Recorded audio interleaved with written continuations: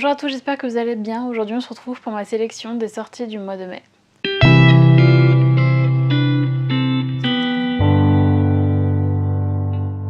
Comme d'habitude on commence avec les suites, avec notamment l'avant-dernier tome de la série Les ailes d'Alexandre d'Anne Robillard qui sortira au mois de mai, aux éditions Michel Lafon.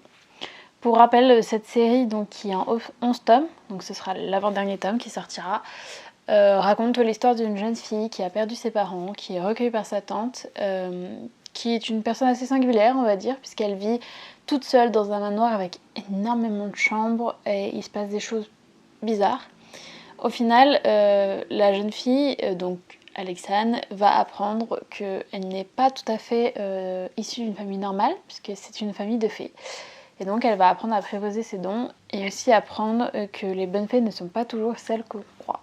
On continue avec le préquel de la saga La passeuse de mots de Elric et Jennifer Twice qui partira aux éditions Hachette. Pour rappel rapide, La passeuse de mots est une saga dans laquelle les mots ont effectivement un pouvoir, puisque en fait ce sont eux qui définissent l'univers, qui font qu'ils continuent à tenir. Et on suit une jeune fille qui est passionnée de livres et qui apparemment est la clé pour sauver ce royaume, ce qui n'est pas au goût de tout le monde.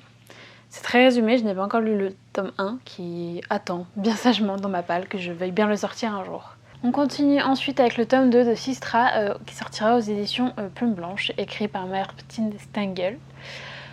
Dans cet univers, on est dans de la dystopie où l'urgence climatique clairement a eu raison de la Terre, ce qui a poussé les humains à mettre en place des lois, notamment les Européens qui ont mis en place le système Sistra dans lequel en fait il ne peut pas y avoir plus de 2 enfants par foyer. On suit 2 sœurs, donc l'une ne devrait pas être là et le système Sistra prévoit que l'enfant est pris et élevé de son côté jusqu'au jour où les deux vont se réunir pour se battre jusqu'à la mort. Il ne doit y en rester qu'une. Avant-dernière série dont je voulais vous parler, c'est donc le tome 3 du Bureau des affaires occultes de Éric Foisier qui sortira aux éditions Albin Michel, si je ne me trompe pas. Dernière série, si on peut dire, puisqu'en fait, je suis pas sûre que ce soit une série, c'est Les enquêtes d'Anna Sweden qui verra son dernier tome sortir en mai aux éditions Cherche Midi. Je crois que le nom c'est Meurtre et tarte au citron vert. Voilà pour les suites, maintenant on va passer au one-shot ou au tome 1 avec Du thé pour les fantômes de Vladimir Voklicevic aux éditions de Noël. Je ne suis absolument pas sûre du nom de l'auteur, dans tous les cas il sera marqué. Dans cette histoire on suit 2 sœurs, Félicité et Agonie me semble. L'une est passeuse d'âmes et l'autre est sorcière.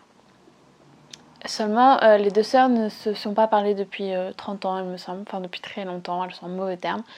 Mais un jour, elles vont devoir se réunir après la mort de leur mère et elles vont devoir trouver le fantôme de leur mère pour savoir quelles sont ses dernières paroles, quels secrets elle voulait leur confier. Seulement, ce fantôme reste introuvable et les 2 sœurs vont devoir s'unir pour le retrouver et essayer de découvrir ce que voulait leur dire leur mère. Ensuite, on reste un peu dans la même thématique avec Une belle vie de Virginie Grimaldi qui sortira aux éditions Flammarion.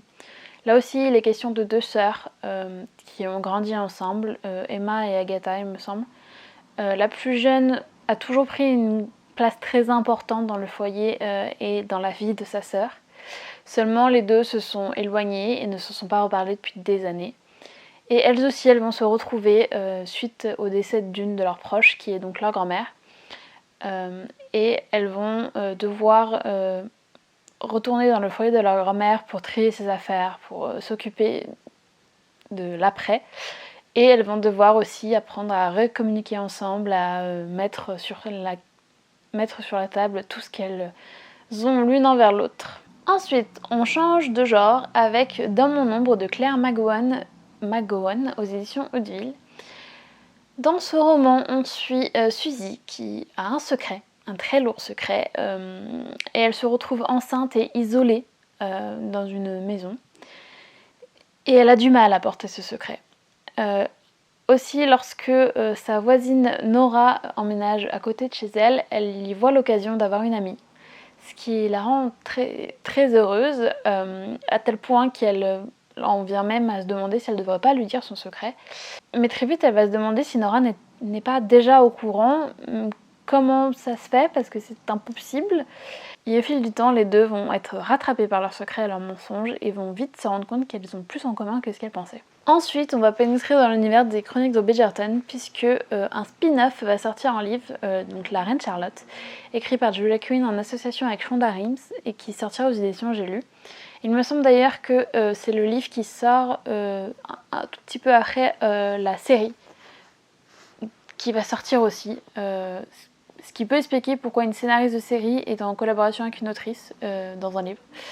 Mais voilà, je peux pas vous en dire plus parce que je n'ai pas vu les Chroniques de Bridgerton, je ne sais pas de quel personnage il s'agit, mais ça devrait ravir les fans de la série.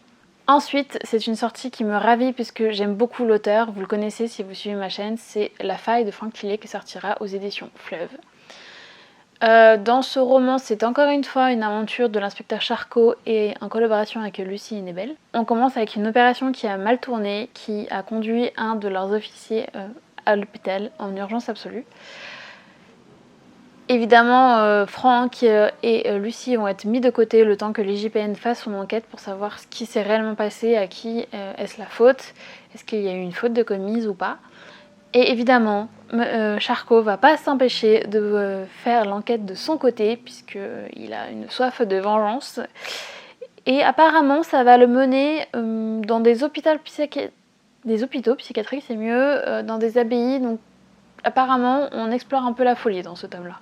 Ensuite, je vais vous parler du Fantôme d'Evermore Castle de Camille Noël aux éditions Monarch. Dans ce roman, on suit Eleanor Ravnaud, qui est une jeune fille qui passe son temps à flâner dans les jardins, qui rêve secrètement d'une vie remplie d'aventures, mais qui va voir ce rêve anéanti le jour où le colonel, son père, va lui désigner son fiancé. Du haut de ses 19 ans, la jeune fille ne va pas se laisser faire, surtout qu'elle n'a aucun intérêt dans cette histoire puisqu'elle est tombée secrètement amoureuse du fantôme d'Evermore Castle, un château abandonné non loin de là.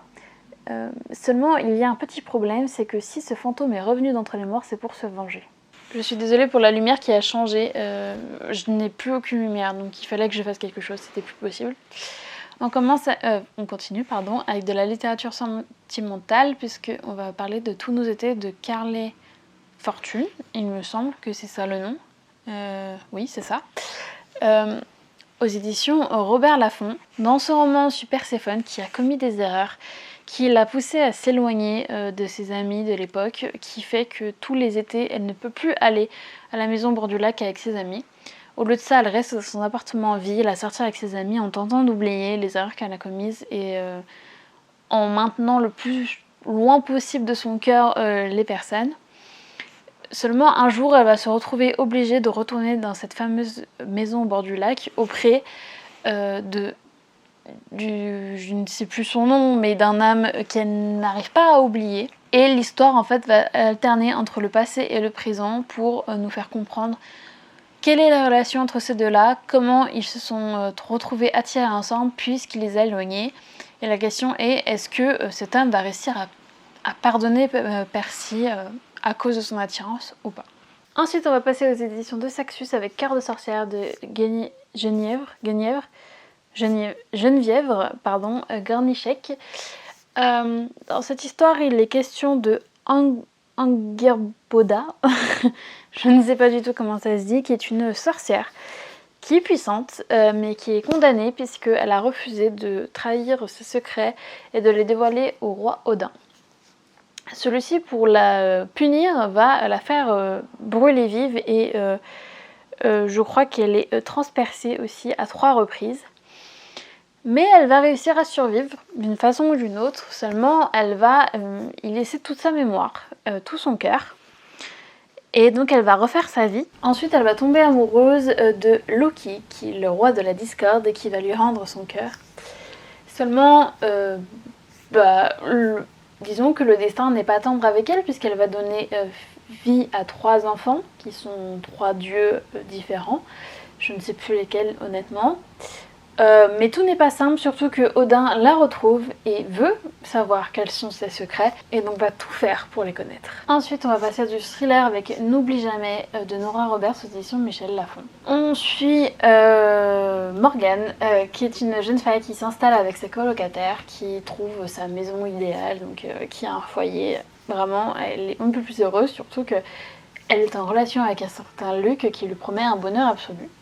Jusqu'au jour où elle va rentrer chez elle et découvrir le cadavre de Nina avec Luc penché sur cette dernière. Il se trouve en fait que Luc est un tueur en série. Voilà, donc elle va réussir à s'enfuir et donc se retrancher avec sa mère et sa grand-mère et essayer de vivre sa vie comme elle peut, sachant que il y a toujours l'ombre de sa menace qui plane sur elle. Ensuite, je vais vous parler de Hôtel Magnifique aux éditions Bayard de Emily J. Taylor. On suit Gianni et Zosa qui viennent de s'engager à l'Hôtel Magnifique, qui pensaient que l'hôtel en fait allait être un endroit merveilleux, qui regorge de secrets, de choses fantastiques, de magie. Et en fait, il s'avère qu'il n'est pas du tout aussi accueillant que ça, puisqu'il est truffé de pièges et que le maître des lieux n'a clairement pas envie de leur faciliter la vie. Elles vont devoir découvrir tous les secrets de l'hôtel et donc pour ça, elles vont être aidées d'un mystérieux membre du personnel, Vald. Ensuite, je vous parlais de Royal Blood de Aimée Carter aux éditions PKJ. Dans ce roman, on suit Evan, qui est une jeune fille qui est la fille illégitime du roi d'Angleterre, qui a grandi loin de toute royauté en Amérique. Mais à ses 18 ans, elle revient vivre au palais de Windsor, mais elle est détestée par sa belle-mère et ses belles-sœurs. Il n'y a que son père, le roi Alexander, qui veut un peu renouer des liens, et donc elle va devoir vivre au milieu de toute cette royauté où la presse veut l'épier pour en apprendre un peu plus sur elle. Elle se retrouve au centre de toutes les attentions et bien vite elle va se retrouver accusée de meurtre. Ensuite, un auteur que beaucoup connaissent, Giacometti Raven, va sortir un nouveau livre aux éditions JC, Le Graal du Diable. Dans ce roman, on suit une double temporalité puisque la première se passe au XVe siècle où le roi Vlad L'histoire se passe en Roumanie, c'est important de le savoir. Le roi Vlad va échapper de peu à la mort et va rencontrer une certaine impératrice de Bohême qui va l'initier à l'alchimie, aux sciences occultes, ce genre de choses.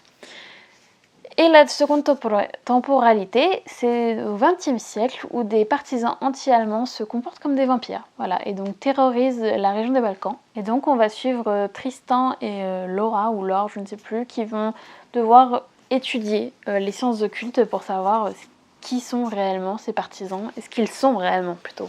Ensuite, un roman assez énigmatique, puisque le résumé en dit beaucoup, mais en dit très peu en même temps. C'est L'Instinct de Nicolas Drouillard aux éditions HarperCollins. Dans ce roman, on nous dit qu'il est question de 4 chalets en haut d'une montagne où les gens viennent se ressourcer, profiter de la nature, etc.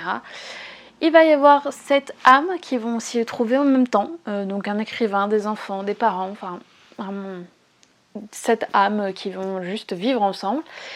Et apparemment, tout n'est pas si rose que ce qu'il paraît, puisque il est question de cris effrayants d'oiseaux, ce genre de choses. Donc l'ambiance n'est pas terrible. Et bientôt, il n'en restera que 6 et un individu dangereux en fuite. Voilà, on nous dit tout et rien. Donc voilà, je pense que c'est un huis clos un roman psychologique ou rare, donc voilà, qui est assez intriguant par son résumé. Enfin, dernier roman dont je voulais vous parler aujourd'hui, c'est Le Monde Miroir de Lily Fox aux éditions Alchimie. On suit Jonathan Brown qui va visiter un château pour l'acheter.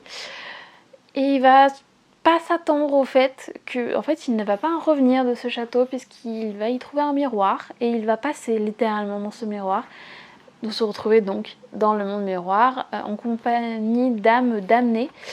Mais évidemment, il va tout faire pour revenir dans notre monde, quitte à sacrifier ces âmes damnées. Et au final, peut-être qu'en essayant à tout prix de revenir dans notre monde, il va peut-être juste réussir à le détruire. Voilà pour ma sélection des sorties du mois de mai. J'espère qu'elle vous aura plu. N'hésitez pas à me dire en commentaire, comme d'habitude, celui qui vous fait le plus envie de la liste. Et moi, je vous souhaite de très bonnes lectures.